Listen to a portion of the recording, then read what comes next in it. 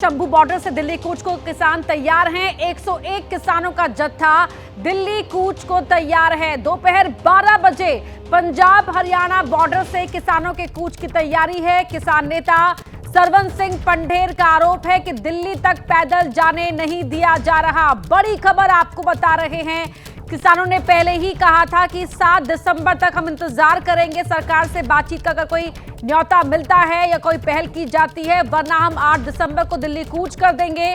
और अब सरवन सिंह पंढेर ये आरोप लगा रहे हैं कि उन्हें दिल्ली तक पैदल नहीं जाने दिया जा रहा।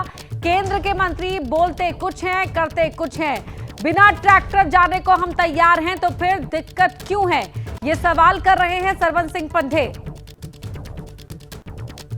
आज एक बार फिर से किसान दिल्ली की तरफ कूच करेंगे। 101 किसानों का जत्था। हमारे साथ सरवन सिंह पंढेर हैं। पंढेर साहब, आज एक बार फिर से जत्था जो है दिल्ली की तरफ कूच करेगा पैदल जो है?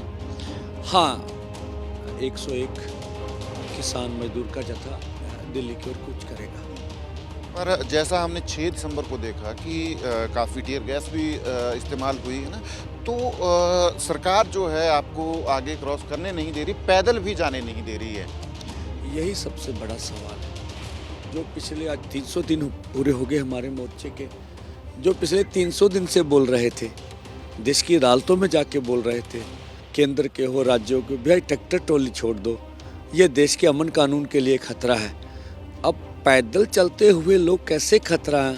तो हमने ऐसा मान लिया है कि अगर देश का इतना बड़ा कृषि क्षेत्र है, 80 करोड़ से आगे किसान है, खेत मजदूर है, उसे हम मरते हुए नहीं छोड़ सकते। अगर देश के कृषि क्षेत्र के लिए हमें बलिदान भी किसी किस्म का देना पड़ा तो हम तैयार कर रहे हैं अपने आप को। मुझे भाजपा पे बड़ी आपत्ति है जो उनके मंत्री महोदय बयान देते हैं, वो कोई भी उनकी जस्टिफिकेशन नहीं होती भी, किस तरह से उसको बोले उनका बयान में कोई दम है।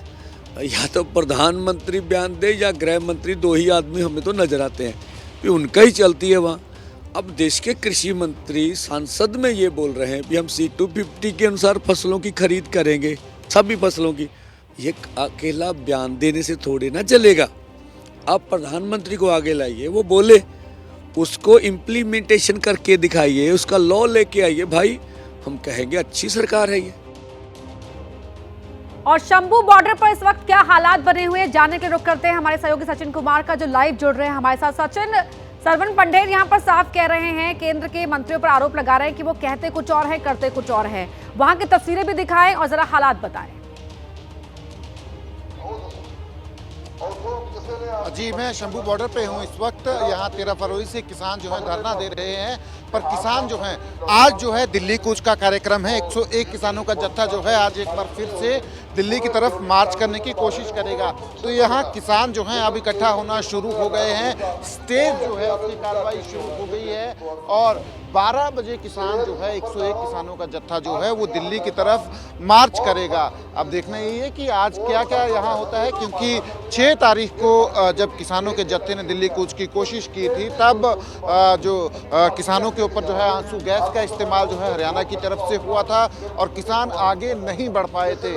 पर किसान आज एक बार फिर से, क्योंकि पिछले कल का एक दिन जो है 7 तारीख का, वो किसानों की तरफ से दिया गया था कि केंद्र सरकार को एक बातचीत के लिए जो है एक विंडो खोली गई थी कि बातचीत जो है की जाए किसानों के साथ, पर बातचीत की शुरुआत हो नहीं पाई है, कोई फॉर्मल इन्विटेशन नहीं है। तो इसलिए अब किसान जो है अपना जो दिल्ली कूच का जो कार्यक्रम है उसके ऊपर कायम है और दिल्ली की तरफ जाएंगे। इस बीच किसान नेता ये भी कह रहे हैं कि हम तो बातचीत के लिए तैयार हैं, अगर कोई शुरुआत इनिशिएशन जो है वो केंद्र सरकार की तरफ से होती है तो बातचीत के दरवाजे जो हैं वो खुले हैं, पर शुरुआत जो है वो केंद्र सरकार को करनी है, किसानों का कहना है। अब किसान आप देख सकते हैं हाथों में झंडे लेके जो है धीरे धीरे जो है यहाँ पे पहुंच रहे हैं, इकट्ठा होना शुरू हो गए हैं और 12 बजे का वक्त जो है वो मुकर्रर है कि उस वक्त किसान जो है यहाँ से कूच करना शुरू करेंगे। 101 किसानों का जत्था जो है दिल्ली की तरफ। और सरवन सिंह पंढेर, सचिन ये कह भी रहे थे आपसे कोई बातचीत में कि ट्रैक्टर पर सवाल उठाए जा रहे थे ना, हम तो पैदल चलने को तैयार है, तो हमें पैदल चलने से क्यों रोका जा रहा है? सचिन, क्या आपके लिए संभव हो पाएगा जो वहां पर किसान बैठे हुए उनसे बातचीत कर पाना? जी, बातचीत करेंगे हम। जो किसान जो हैं यहाँ पे उनसे कोशिश करेंगे बात करने की। आप देख सकते हैं किसान यहाँ पे पहुँचे हैं और किसान हाथों में झंडे लेके किसान यहाँ पे हैं। इनसे भी बात कर लेते हैं हम कि आज 101 किसानों का जत्था, जी आज आपका जत्था एक बार फिर से जाएगा दिल्ली की तरफ कूच करने की कोशिश करेगा, पर वहाँ बड़े प्रबंध हैं आपको रोकने के लिए, तो कैसे जाएंगे? देखो जी, हमारा जो प्रोटेस्ट है ये पीसफुली है। आपने देखा है 6 दिसंबर तो वो भी वैसे ही, तो कोई शरारती अंसर आगे नहीं जा रहा, क्योंकि जो आगे वाली सरकार है, बीजेपी सरकार है, वो बोलती है मारू हथियार लेके जा रहे हैं।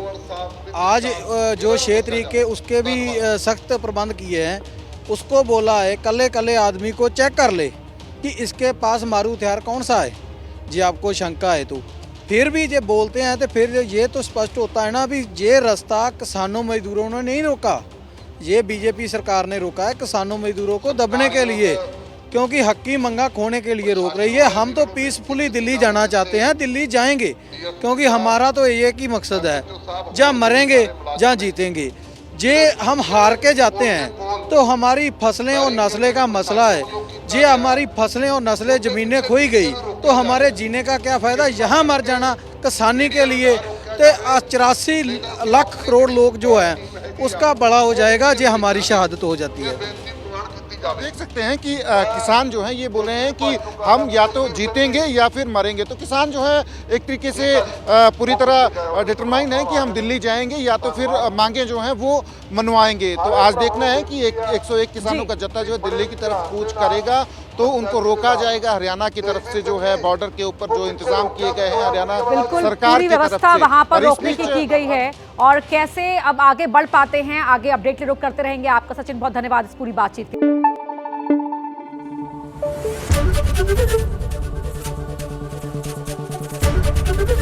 एबीपी न्यूज आपको रखे आगे।